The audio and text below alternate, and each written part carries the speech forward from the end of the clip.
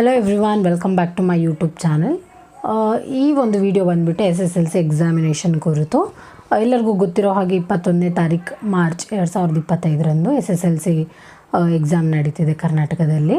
So ಯಾರೆಲ್ಲ SSLC fresher ಆಗಿರ್ಬೋದು, repeaters ಆಗಿರ್ಬೋದು, ಎಲ್ಲರೂ ಎಕ್ಸಾಮ್ ಚೆನ್ನಾಗಿ ಬರೀರಿ.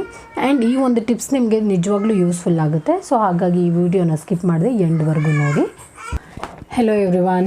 ಸೊ ಈ ಒಂದು ವಿಡಿಯೋ ಬಂದುಬಿಟ್ಟು SSLC ಎಕ್ಸಾಮಿನೇಷನ್ ಬಗ್ಗೆ. ಸೊ ಎಲ್ಲರಿಗೂ ಗೊತ್ತಿರೋ ಹಾಗೆ 21ನೇ ತಾರೀಕು ಮಾರ್ಚ್ 2025ರಂದು SSLC ಎಕ್ಸಾಮ್ ನಡೀತಿದೆ.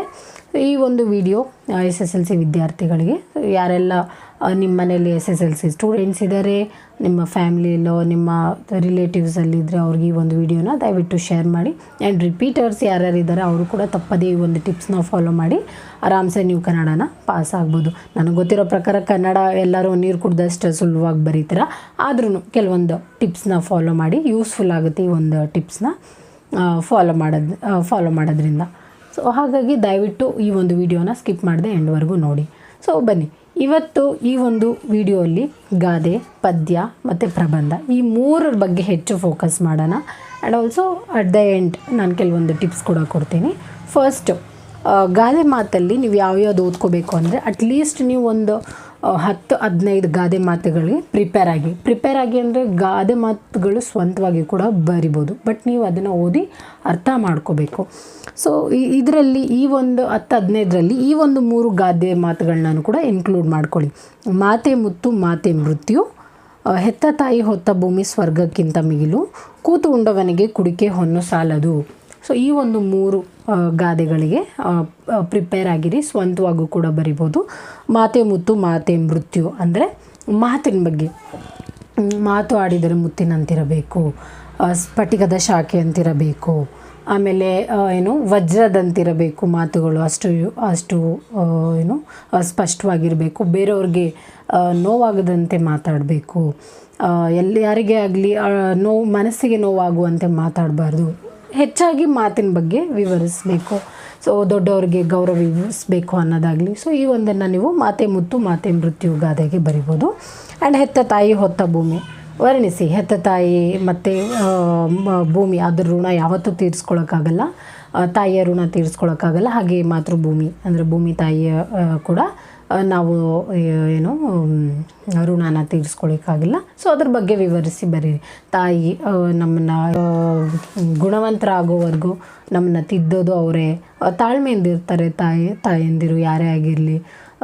ನಮ್ಮನ್ನ ಒಂದು ಮಟ್ಟಕ್ಕೆ ಬೆಳೆಸಬೇಕು ಅನ್ನೋ ಗುರಿ ಅವ್ರದ್ದಾಗಿರುತ್ತೆ. ಅವ್ರ ಕೆಲಸಗಳನ್ನೆಲ್ಲ ಬಿಟ್ಕೊಂಡು ನಮ್ಮ ಗುರಿಗೋಸ್ಕರ ಹೋರಾಡ್ತಿರ್ತಾರೆ ಅಂತ ತಾಯಿ ಬಗ್ಗೆ ವರ್ಣನೆ ಮಾಡಿ. ಅಂದರೆ ನಮ್ಮ ಭೂಮಿ ಅಂದರೆ ನಮಗೆ ಆಹಾರ ಕೊಡುತ್ತೆ, ನೀರು ಕೊಡುತ್ತೆ. ಸೊ ಇವುಗಳ ಋಣ ನಾವು ತೀರಿಸ್ಕೊಳ್ಳೋಕ್ಕೆ ಆಗಲಿ, ಎಷ್ಟು ಹೊಗಳಿದ್ರು ಈ ಒಂದು ಋಣನ ತೀರಿಸ್ಕೊಳ್ಳೋಕ್ಕಾಗಲ್ಲ. ಹಾಗಾಗಿ ಹೆತ್ತ ತಾಯಿ ಹೊತ್ತ ಭೂಮಿ ಸ್ವರ್ಗಕ್ಕಿಂತ ಮಿಗಿಲು ಬಗ್ಗೆ ನೀವು ಇದಿಷ್ಟನ್ನು ಬರಿಬೋದು. ನೆಕ್ಸ್ಟ್, ಕೂತು ಉಂಡವನಿಗೆ ಕುಡಿಕೆ ಹೊನ್ನು ಸಾಲದು. ಇದು ಸೋಂಬೇರಿಗಳು, ಕೆಲಸ ಮಾಡ್ದಿರ ಮನೆಯಲ್ಲೇ ಇದ್ದು ಆಸ್ತಿ ಇದೆ ಅಂತೆಲ್ಲ ಅಂದ್ಕೊಂಡ್ಬಿಟ್ಟು ಏನೆಲ್ಲ ಕೂತ್ಕೊಂಡು ಆಸ್ತಿಗಳು ಮಾರ್ಕೊಂಡು ಎಷ್ಟು ವರ್ಷ ತಿನ್ನಲಿಕ್ಕಾಗುತ್ತೆ. ಹಾಗಾಗಿ ಕಂಟಿನ್ಯೂಸ್ ಆಗಿ ದುಡಿತಾ ಇರಬೇಕು, ಸಂಪಾದನೆ ಮಾಡ್ತಾ ಇರಬೇಕು. ನೀವು ಸ್ವಂತ ದುಡ್ಡಿನಲ್ಲಿ ಏನಾದರೂ ತಗೊಳ್ಳೋ ಇದೆಯಲ್ಲ, ಆ ಖುಷಿನೇ ಬೇರೆ. ಸೊ ಅದ್ರ ಬಗ್ಗೆ ನೀವು ವಿವರಿಸ್ತಾ ಹೋಗಬೇಕು. ಈ ಒಂದು ಗಾದೆ ಮಾತಿಗೆ ಫಸ್ಟ್ 3 ಲೈನ್ಸ್ನ ಆ್ಯಡ್ ಮಾಡಿ. ನೀವು ಗಾದೆನ ಏನು ಎಕ್ಸ್ಪ್ಲೈನ್ ಮಾಡ್ತಿರೋ ಅದಕ್ಕೂ ಮುಂಚೆನೇ ಆ ಒಂದು 3 ಸಾಲನ್ನ ಆ್ಯಡ್ ಮಾಡಿ. ಗಾದೆ ಸುಳ್ಳಾದರೂ ವೇದ ಸುಳ್ಳದು, ಗಾದೆ ವೇದಗಳಿಗೆ ಸಮಾನ ಅಂತೆಲ್ಲ ಹೇಳಿಬಿಟ್ಟು ಈ ಒಂದು ಗಾದೆ ಮಾತುಗಳು ಹಿರಿಯರು ಕೂಡ ಬಳಸ್ತಿರ್ತಾರೆ. ಅದು ನಿಜವಾದ ಅನುಭವ, ಅವ್ರು ನಿಮ್ಮ ಹತ್ರ ಶೇರ್ ಮಾಡ್ತಿರೋದು ಅಂಥೇಳಿ ಈ ಒಂದು 3 ಲೈನ್ನ ಬರೆದ್ಬಿಟ್ಟು ನೆಕ್ಸ್ಟ್ ಅದೇ ಒಂದು ಅಲ್ಲೇ ನಿಮಗೊಂದು 3 ಲೈನ್ಸ್ ಆಗುತ್ತೆ. ಸೊ ಮಿಕ್ಕದ್ದೆಲ್ಲ ವಿವರಿಸು ಸ್ವಂತವಾಗಿ ಬರೆದ್ರೆ ಅಟ್ಲೀಸ್ಟ್ 1 ಪೇಜ್ ಅಷ್ಟು ವಾಕ್ಯಗಳಲ್ಲಿ ಉತ್ತರನ ಬರಿಬೋದು ನೀವು. ಗಾದೆ ಮಾತು ತುಂಬ ಈಸಿ ಇದೆ.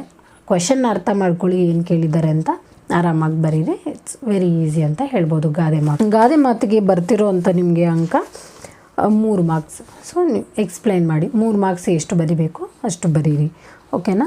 ಸೊ ನೆಕ್ಸ್ಟು ಪ್ರಬಂಧದಲ್ಲಿ ಈ ಒಂದು 4 ಪ್ರಬಂಧಕ್ಕೆ ಪ್ರಿಪೇರ್ ಆಗಿ.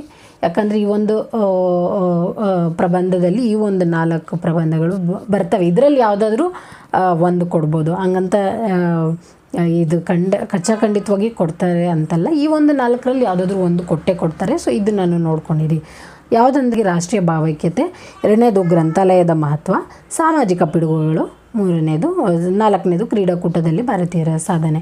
ಕ್ರೀಡಾ ಅಂತಂದರೆ ನಿಮ್ಗೆ ಗೊತ್ತು, ಕ್ರೀಡೆ ಬಗ್ಗೆ ಬರಿಬೇಕು ಅನ್ನೋದು. ನಮ್ಮ ಭಾರತ ಯಾವ ರೀತಿ ಸಾಧನೆ ಮಾಡಿದೆ, ಚೀನಾದಲ್ಲಿ ನಡೆಯುವಂಥ ಕ್ರೀಡೆಗಳಾಗಿರ್ಬೋದು, PT ಉಷಾ ಅವ್ರ ಬಗ್ಗೆ ಆಗಿರ್ಬೋದು.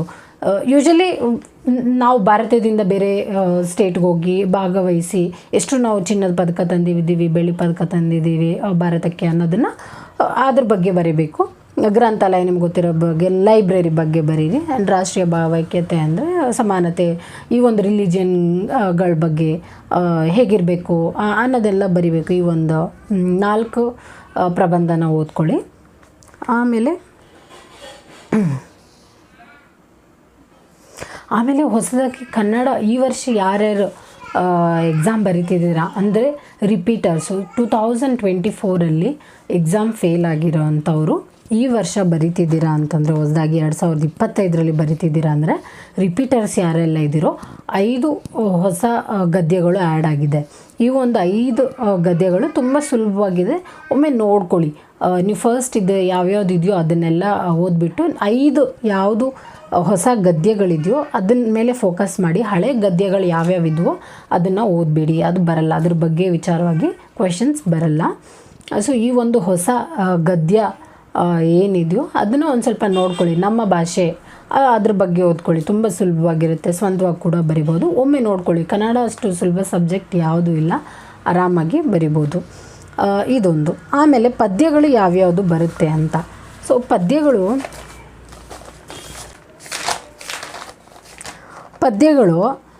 ಸಂಕಲ್ಪ ಗೀತೆ ಮತ್ತು ಹಕ್ಕಿ ಹಾರಾಡುತ್ತಿದೆ ನೋಡಿರಾ, ಈ ಒಂದು 2ರಲ್ಲಿ ಪದ್ಯಗಳು ಓದ್ಕೋಬೇಕು ನೀವು. ಈ ಒಂದು ಹಕ್ಕಿ ಹಾರುತ್ತಿವೆ ನೋಡಿರಾ ಅಲ್ಲಿ 3 ಬರುತ್ತೆ. ಒಂದು ಮೇಘಮಂಡಲದ್ದು ಮತ್ತು ಯುಗ ಯುಗ ಕಳೆದರು ಅದು ಬರುತ್ತೆ. ಸಂಕಲ್ಪ ಗೀತೆಯಲ್ಲಿ ಕಲುಷಿತ ಈ ಒಂದು ಪದ್ಯ, ಈ ಒಂದು 3 ಪದ್ಯನೂ ಓದ್ಕೊಳ್ಳಿ, ಅದು ಖಂಡಿತ ಬಂದೇ ಬರುತ್ತೆ. ಅದರಲ್ಲಿ ಯಾವುದಾದ್ರೂ ಒಂದು ಕೊಡ್ತಾರೆ, 2 ಆಪ್ಷನ್ ಇರುತ್ತೆ, ಅದರಲ್ಲಿ ನಿಮಗೆ ಯಾವುದಾದ್ರೂ ಒಂದು ಬರೆಯೋ ಅಂಥ ಅವಕಾಶ ಇರುತ್ತೆ. ಈ ಒಂದು 3 ಪದ್ಯಗಳನ್ನ ಮಿಸ್ ಇಲ್ಲದೆ ನೋಡ್ಕೊಳ್ಳಿ. ಆಮೇಲೆ ಕೆಲವೊಂದು ಪ್ರಶ್ನೆಗಳು ಶಬರಿ ಬಗ್ಗೆ ತಿಳ್ಕೊಳ್ಳಿ. ನಮ್ಮ ನಾಲ್ವಡಿ ಕೃಷ್ಣರಾಜ ಒಡೆಯರ್ ಬಗ್ಗೆ, ವಿಶ್ವೇಶ್ವರಯ್ಯ ಅವ್ರ ಬಗ್ಗೆ, ಇದ್ರ ಬಗ್ಗೆ ಬರೀರಿ. ಆಮೇಲೆ ಕ್ವೆಶನ್ ಪೇಪರ್ಗೆ ಹೋಗೋಣ. ಸೊ ಎಷ್ಟು ಸುಲಭವಾಗಿ ಇದನ್ನು ಸಾಲ್ವ್ ಮಾಡ್ಬೋದು, ಎಷ್ಟು ಇಂಪಾರ್ಟೆಂಟಾಗಿ ನೀವು ಓದ್ಕೋಬೇಕು ಇದನ್ನು.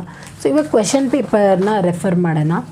ಈ ಒಂದು ಕ್ವೆಶನ್ ಪೇಪರ್ ಬಂದು 80 ಮಾರ್ಕ್ಸ್ಗೆ ಇರುತ್ತೆ ಕನ್ನಡ. ನೀವು ರಿಪೀಟರ್ಸ್ಗೆ ಇದು ನನಗೂ ಕೂಡ ಐಡಿಯಾ ಇಲ್ಲ, ರಿಪೀಟರ್ಸ್ಗೆ ಪ್ರೀವಿಯಸ್ ಇಯರ್ದು ಗ್ರೇಸ್ ಮಾರ್ಕ್ಸ್ ಆ್ಯಡ್ ಆಗುತ್ತಾ ಇಲ್ವಾ ಅಂತ ನಾನು ಕೇಳಿದ್ದೀನಿ ಕೆಲವೊಂದು ಲೆಕ್ಚರರ್ಸ್ನ, ಅವ್ರಿಗೆ ಐಡಿಯಾ ಇಲ್ಲ ಅಂತಲೇ ಹೇಳಿದ್ದಾರೆ. ಸೊ ಹಾಗಾಗಿ 80 ಮಾರ್ಕ್ಸ್ ಅಂದರೆ ಕನ್ನಡದಲ್ಲಿ 35 ಮಾರ್ಕ್ಸ್ ತೊಗೋಬೇಕು, ಕನ್ನಡ ಮಾತ್ರ. ಇನ್ನು ಮಿಕ್ಕದ್ದೆಲ್ಲ ಸಬ್ಜೆಕ್ಟು 28. ನೀವು ಕನ್ನಡ ಎಕ್ಸಾಮ್ ಬರೀಬೇಕು ಅಂತಂದರೆ ಸ್ವಂತವಾಗಿ ಓದ್ಕೊಳ್ಳಿ. ಫಾರ್ ಎಕ್ಸಾಂಪಲ್ ಒಂದು 5 ಕ್ವೆಶನ್ ಓದ್ತಿದ್ದೀರಾ, ಅದನ್ನು ನೀವು ತರೋವಾಗಿ ಓದಿ. ಅಂದರೆ ಸ್ಪೆಲ್ಲಿಂಗ್ ಮಿಸ್ಟೇಕ್ ಇಲ್ಲದೆ, ಮರಿದೆ ಓದೋ 5 ಕ್ವೆಶನ್ನ ಸ್ಪಷ್ಟವಾಗಿ ನೀಟಾಗಿ ಓದ್ಕೊಳ್ಳಿ. ಅಂದರೆ ನಾವು ನಿಮ್ಮನ್ನ ನಿದ್ದೆಯಲ್ಲಿ ಎಬ್ಬರಿಸಿ ಕೇಳಿದ್ರು ಕೂಡ ಅದು ನಿಮಗೆ ಬರಬೇಕು, ಆ ರೀತಿ ಬಾಯ್ಪಾಠ ಮಾಡ್ಕೋಬೇಕು ಯಾವುದೇ ಕ್ವೆಶನ್ಸ್ನಾಗಲಿ. ಅದೇ ಹೇಳ್ತೀವಲ್ಲ, ಎಷ್ಟು ಓದ್ತಿರೋ ಅಷ್ಟನ್ನು ಪರ್ಫೆಕ್ಟಾಗಿ ಓದ್ಕೊಳ್ಳಿ. ಪದ್ಯ ಆಗಿರ್ಬೋದು, ಗದ್ಯ ಆಗಿರ್ಬೋದು, ಆಮೇಲೆ ಪತ್ರ ಆಗಿರ್ಬೋದು, ಪದ್ಯಗಳಾಗಿರ್ಬೋದು, ಇವೆಲ್ಲನೂ ಎಷ್ಟು ನೀವು ಓದ್ಕೊತಿರೋ ಅಷ್ಟನ್ನು ಕರೆಕ್ಟಾಗಿ ಓದ್ಕೊಳ್ಳಿ. ಎಲ್ಲ ಓದ್ಕೊಂಬಿಟ್ಟು ಕನ್ಫ್ಯೂಷನ್ ಮಾಡ್ಕೊಂಬಿಡಿ. ಆಮೇಲೆ ಆ ಕಡೆ ಅದು ಬರಲ್ಲ, ಈ ಕಡೆ ಬರಲ್ಲ, ಅರ್ಧಂಬರ್ಧ ಓದ್ಬಿಟ್ಟು. ಸೊ ಕಂಪ್ಲೀಟ್ ಮಾಡ್ಕೊಳ್ಳಿ. 10 ಕ್ವೆಶನ್ಸ್ ಓದ್ತೀರಾ, ಎನ್ಶೋರ್ ಒಂದು 10ರಲ್ಲಿ 5 ಬರಲಿ, ಇಲ್ಲ 3 ಬರಲಿ, ಆರಾಮಾಗಿ ಆಗ್ಬೋದು. 2 ವಾಕ್ಯ ಮತ್ತು 1 ವಾಕ್ಯದ್ದೆಲ್ಲ, ಮಿಕ್ಕದೆಲ್ಲ ಸ್ವಂತವಾಗಿ ಬರೀರಿ. ಅದಕ್ಕೆ ಶಬರಿ ಬಗ್ಗೆ, ವಿಶ್ವೇಶ್ವರಯ್ಯರ ಬಗ್ಗೆ ಇದೆಲ್ಲ ನೋಡ್ಕೊಳ್ಳಿ. ಆಮೇಲೆ ಕವಿ ಪರಿಚಯ ಎಷ್ಟು ಸುಲಭ ಇದೆ. ಕವಿ ಪರಿಚಯಗಳಂತೂ ಒಂದು 10 ಕವಿ ಪರಿಚಯ ಓದ್ಕೊಂಡೋಗಿರಿ, ಆರಾಮಾಗಿ ಕವಿ ಪರಿಚಯ ಬರಿಬೋದು. 2 ಕವಿ ಪರಿಚಯ ಕೇಳ್ತಾರೆ, ಸೊ 2 ಕವಿ ಪರಿಚಯನೂ ಬರೀರಿ.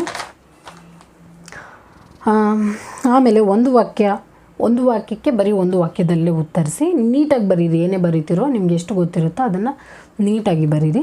ಒಂದು ವಾಕ್ಯದಲ್ಲೇ ಬಿಡಿ. ನಾನು ನೋಡಿದ್ದೀನಿ ಕೆಲವರೆಲ್ಲ 1 ವಾಕ್ಯದ್ದು 3-4 ಲೈನ್ ಎಲ್ಲ ಬರೀತೀರಾ. ಸೊ 1 ವಾಕ್ಯದಲ್ಲೇ ಉತ್ತರಿಸಿ. ಆಮೇಲೆ 3 ಅಥವಾ 4 ವಾಕ್ಯಗಳಲ್ಲಿ ಉತ್ತರಿಸೋದನ್ನ 2 ಮಾರ್ಕ್ಸ್ ಕ್ವೆಶನ್ಸ್ ಇವೆಲ್ಲನೂ 10 ಇರುತ್ತೆ. ಎಷ್ಟು 3-4 ವಾಕ್ಯ ಅಷ್ಟೇ ಉತ್ತರಿಸಿ, ಜಾಸ್ತಿ ಏನೂ ಬರೆಯೋಕೆ ಹೋಗ್ಬಿಡಿ. ಬಿಕಾಸ್ ಕನ್ನಡಕ್ಕೆ ತುಂಬ ಸಮಯ ಬೇಕು ಬರಿಬೇಕು ಅಂತಂದರೆ. ಸೊ ಆ ಒಂದು ಪ್ರಶ್ನೆಗೆ ಏನು ಉತ್ತರ ಇದೆಯೋ ಅದನ್ನು ಮಾತ್ರ ಬರೀರಿ 3 ಮತ್ತು 4 ವಾಕ್ಯಕ್ಕೆ ಅಷ್ಟೇ ಇರೋ ಥರ ನೋಡ್ಕೊಳ್ಳಿ. ಬರೋದೇ ಇಲ್ಲ ಅನ್ನೋರು ಸ್ವಂತವಾಗಿ ಆ ಒಂದು ಪದ್ಯದ ರಿಲೇಟೆಡ್ ಏನಿರುತ್ತೋ ಅದನ್ನು ಅಲ್ಲಿ ಬರೀರಿ. ಹಾಗೆ ಹೇಳ್ದಂಗೆ ಕವಿಗಳದ್ದು ಅವ್ರದ್ದು ಜನ್ಮಸ್ಥಳ, ಕಾಲ, ಕೃತಿ ಮತ್ತು ಬಿರುದು, ಪ್ರಶಸ್ತಿ ಇದಿಷ್ಟೂ ಬರೀರಿ. ಅದನ್ನು ಕೂಡ ನೋಡ್ಕೊಳ್ಳಿ. ಈ ಒಂದು ಆಲ್ಮೋಸ್ಟ್ ಕೆಲವ್ರಿಗೆ ಸಿಕ್ಕಿರೋ ಪ್ರಶಸ್ತಿಗಳೆಲ್ಲ ಕೆಲವೊಂದು ಕವಿಗಳಿಗೂ ಸಿಕ್ಕಿರುತ್ತೆ. ಅವ್ರ ಬಗ್ಗೆ ಜನನ ಸ್ಥಳ ಮತ್ತು ಅವರೆಲ್ಲಿ ಹುಟ್ಟಿದ್ದು, ಎಲ್ಲಿ ಮರಣ ಹೊಂದಿದ್ದು, ಅವ್ರದ್ದು ಒಂದು ಇಸ್ವಿಗಳು, year, death of year, birth of year ಇದೆಲ್ಲ ನೋಡ್ಕೊಳ್ಳಿ. ಆಮೇಲೆ ಲಘು ಗುರು ಆರಾಮ್ಸೆ ಬರಿಬೋದು. ಲಘು ಗುರುನು 3 ಮತ್ತು 4 ವಿಂಗಡಣೆ ಮಾಡೋದು, ಅದರ ಲಘು ಗುರು ಹಾಕಿ ವಿಂಗಡಣೆ ಮಾಡೋದ್ರಲ್ಲೇ ನಿಮಗೆ ಮಾರ್ಕ್ಸ್ ಬರುತ್ತೆ. ನೀವು ಅದು ಏನು ಹೆಸರು ಬರೆದಿಲ್ಲ ಅಂದರೂ ತೊಂದರೆ ಇಲ್ಲ, ಛಂದಸ್ಸಿನ ಹೆಸರು ಅದು ಬರೆಯೋರು ಬರೀರಿ. ಬಟ್ ಕಷ್ಟ ಆದವರು ಬರೀ ಅಟ್ಲೀಸ್ಟ್ ಆ ಒಂದು ಗಣ ಹಾಕೋದನ್ನು ನೋಡ್ಕೊಳ್ಳಿ, ಲಘು ಗುರು ಅಂತ ಹಾಕ್ಕೊಳ್ಳೋದನ್ನು. ಗಾದೆ ಮಾದಿ ಈಗಾಗಲೇ ಹೇಳಿದ್ದೀನಿ ನಾನು ನಿಮಗೆ, ಸೊ ಅದನ್ನು ಬರಿಬೋದು. ಮತ್ತು ಸಂದರ್ಭಾನುಸಾರ ಇದನ್ನು ನೋಡ್ಕೊಳ್ಳಿ, ಬರುತ್ತೆ. ಆ್ಯಂಡ್ ಪದ್ಯ ಭಾಗ ಆಲ್ರೆಡಿ ಹೇಳಿದ್ದೀನಿ ನಾನು. ಹಳೆಗನ್ನಡದ್ದು ನೀವು ಕಥೆನ ಅರ್ಥ ಮಾಡ್ಕೊಳ್ಳಿ, ಆರಾಮ್ಸೆ ನೀವು ಅದನ್ನು ಬರಿಬೋದು. ಆ್ಯಂಡ್ 8 ವಾಕ್ಯದಲ್ಲಿ ನೀವು ಸ್ವಂತವಾಗಿ ಬರಿಬೋದು.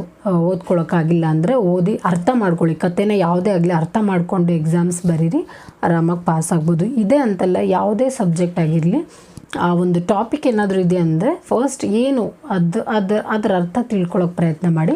ನಿಮಗೆಲ್ಲರಿಗೂ ಆರಾಮಾಗಿ ಅದ್ರ ಬಗ್ಗೆ ಎಕ್ಸ್ಪ್ಲೇನ್ ಮಾಡ್ಬೋದು, ಬರ್ಕೊಂಡು ಹೋಗ್ಬೋದು, ಈಸಿ ಆಗುತ್ತೆ. ಈ ಒಂದು ಟಿಪ್ನ ಮಿಸ್ ಇಲ್ದಿರ ಫಾಲೋ ಮಾಡಿ. ನೀವು ಗಟ್ಟು ಹೊಡೆಯೋದಕ್ಕಿಂತ ಆ ಕಾನ್ಸೆಪ್ಟನ್ನ ಅರ್ಥ ಮಾಡಿಕೊಂಡ್ರೆ ಆರಾಮಾಗಿ ಎಕ್ಸಾಮ್ನ ಬರಿಬೋದು. ಆಮೇಲೆ ಗದ್ಯ ಭಾಗ ಇದೂ ಅಷ್ಟೇ, ಅವರೇ ಕೊಟ್ಟಿರ್ತಾರೆ, ಅದರಲ್ಲಿ ನೀವು ಆನ್ಸರ್ನ ಚೂಸ್ ಮಾಡಿ ಬರೆಯೋದು.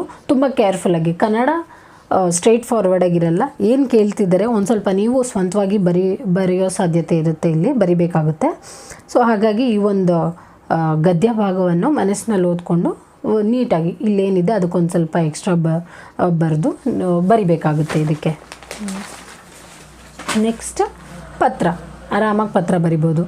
ಈ ಒಂದು ಫಾರ್ಮೆಟ್ ಇಂದ ಇವರಿಗೆ ಏನು ದಿನಾಂಕ, ಸ್ಥಳ ಮತ್ತು ಧನ್ಯವಾದಗಳು ನಿಮ್ಮ ಹೆಸರು ಕೆಳಗಡೆ, ವಿಷಯ, ಮಾನ್ಯರೇ, ಇದನ್ನೆಲ್ಲ ನೀವು ಫಾಲೋ ಮಾಡಿದ್ರೆ ಇದಕ್ಕೆ ಬರುತ್ತೆ. ವಿಷಯನ ನೀಟಾಗಿ ಎಕ್ಸ್ಪ್ಲೈನ್ ಮಾಡಿ, ಸ್ಟೆಪ್ ಬೈ ಸ್ಟೆಪ್. ಆದಷ್ಟು ಡೀಟೇಲಾಗಿ ಶಾರ್ಟ್ ಆ್ಯಂಡ್ ಸ್ವೀಟಾಗಿ ಇಟ್ಕೊಳ್ಳಿ. ಏನಾಗಲಿ, ಏನು ನೀವು ಹೇಳಬೇಕು ಅಂದ್ಕೊತಿದ್ದೀರಾ ಅದನ್ನು ನೀಟಾಗಿ ಹೇಳಿ, ಜಾಸ್ತಿ ಕನ್ಫ್ಯೂಸ್ ಮಾಡ್ಕೊಳಕ್ಕೆ ಹೋಗ್ಬೇಡಿ. ಆಮೇಲೆ ಲಾಸ್ಟ್ ಪ್ರಬಂಧ.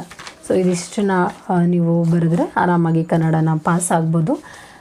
ರಿಪೀಟರ್ಸ್ಗೆ ಹೊಸ ಗದ್ಯಗಳೇ ಬರ್ತಾವೋ ಇಲ್ಲ ಹಳೆ ಗದ್ಯದ ಬಗ್ಗೆನೇ ಕ್ವೆಶನ್ಸ್ ಬರುತ್ತೋ ನನಗೆ ಶ್ಯೂರ್ ಇಲ್ಲ.